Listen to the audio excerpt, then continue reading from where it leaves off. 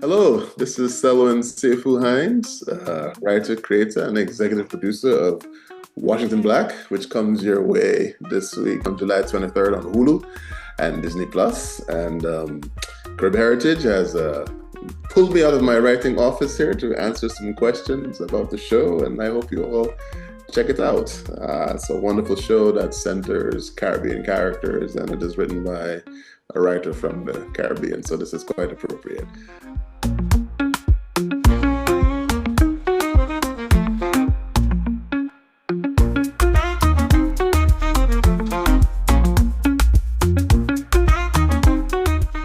Well, the first answer, as I said, I'm from the Caribbean. More specifically, I am from Guyana. I actually read the novel for the first time when I was in Guyana. And even more so, both sides of my family, paternal and maternal, if you go back a few generations, we are actually all from Barbados. So the novel felt very personal in that way. It also felt personal because, like a lot of children of the 70s and 80s from the West Indies, I migrated to the US when I was 14. So in some ways, my journey as a Caribbean immigrant felt a lot like the central character in the novel. Yes, circumstances are quite different because he was coming from a far more challenging time. But the sort of basic idea of leaving the only place you know at a young age and going on a journey, because we didn't just stop when we got to Brooklyn, New York. We moved to Long Island, and then we moved to Miami, and then I moved back east again for college at Princeton. So between 14 and 18, I was constantly sort of uprooting my life and having to make new friends and learn new ecosystems. So in some ways that felt like Wash's journey, and that attracted me to the novel as well.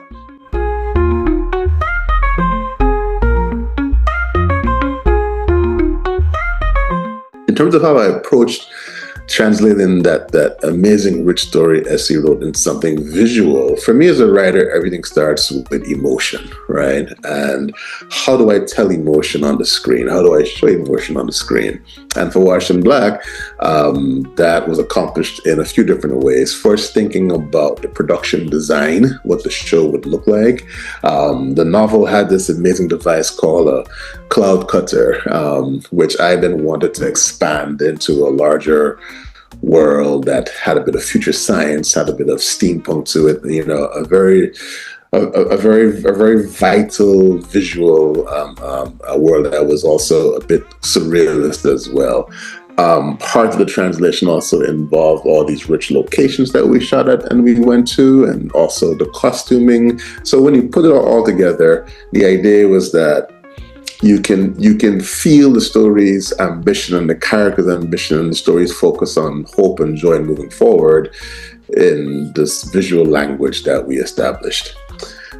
Second, how did we handle telling such a tough story about history, right? It involves talking about enslaved people and the fight for freedom, and making sure it felt authentic and respectful to the book. Now, the show has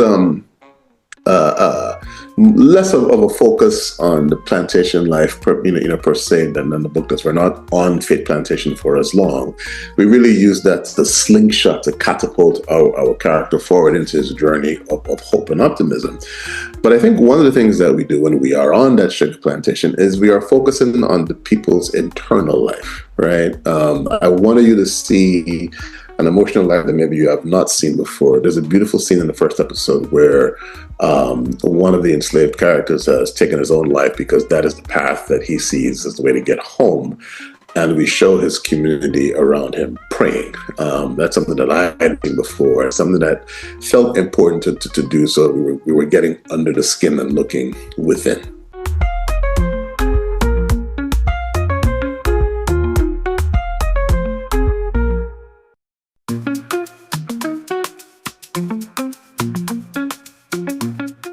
One of the greatest joys as a showrunner and creator is picking the actors, and it's a varied process. It's not the same. There are some people that you know from the beginning that's who you want to play certain roles.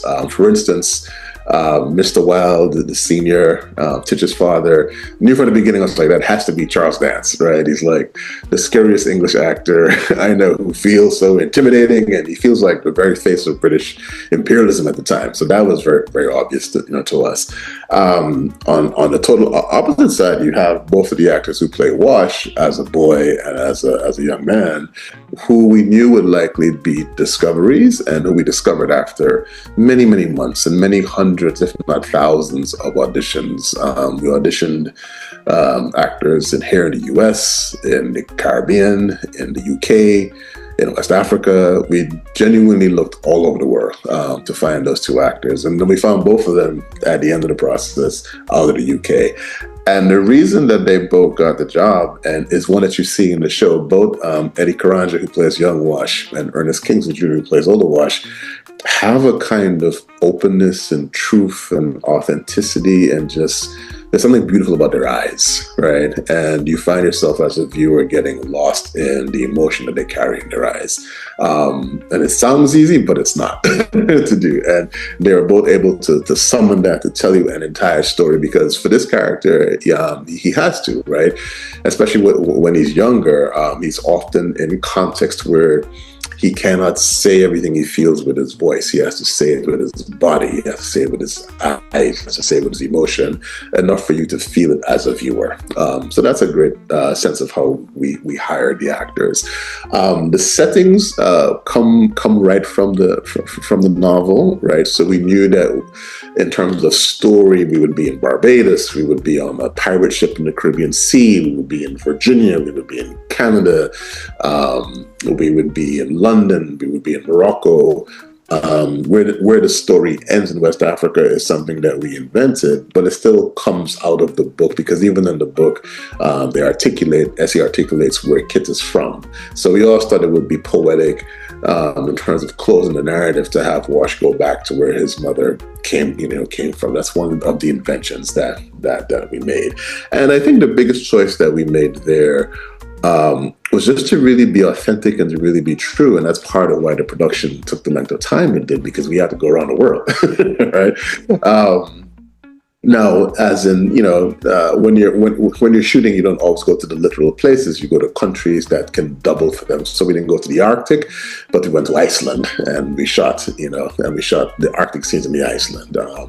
We obviously could go to Canada, so we spent many months in Canada, in Nova Scotia, shooting all up and down Nova Scotia. And then we also spent several months in Mexico, and Mexico allowed us to represent several countries, including Barbados. We planted our own cane, we grew a plantation, we did everything that we needed to do in Mexico. As a boy in the Caribbean, I would have loved nothing more than to actually been able to shoot in Barbados, but the expense logistics of that would have been too overwhelming for the show. But unless you're from Barbados, you'd be hard pressed to tell the difference. I think.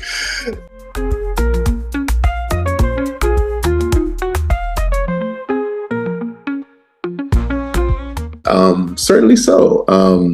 It was one of the sets of images that I looked at amongst a whole varied set. Right, it's a very globe-trotting show, so the textures change, the places change. So my sort of personal lookbook, as I was thinking about the show, includes Sugarcane Alley, but also Lawrence of Arabia, also many stills from Terrence Malick, and several other things. I think what you I think what you get when you feel sort of the connection with Sugarcane Alley is the simple fact that we just haven't seen sugar plantations very much in cinema, right? So both, Palsy and our crew were just being true to our actual lived history in terms of the way the hats look and the way the clothes look. That's just the history of plantations in the West Indies, right? We have seen many representations of cotton, right, in the antebellum American South, but the Caribbean experience during that point of our history is something new and something novel, and I think that's also part of the novelty that Washed in Black is able to present. So I hope you watch it. I hope you love it. Again, it is on July 23rd on Hulu or Disney Plus if you're outside the US.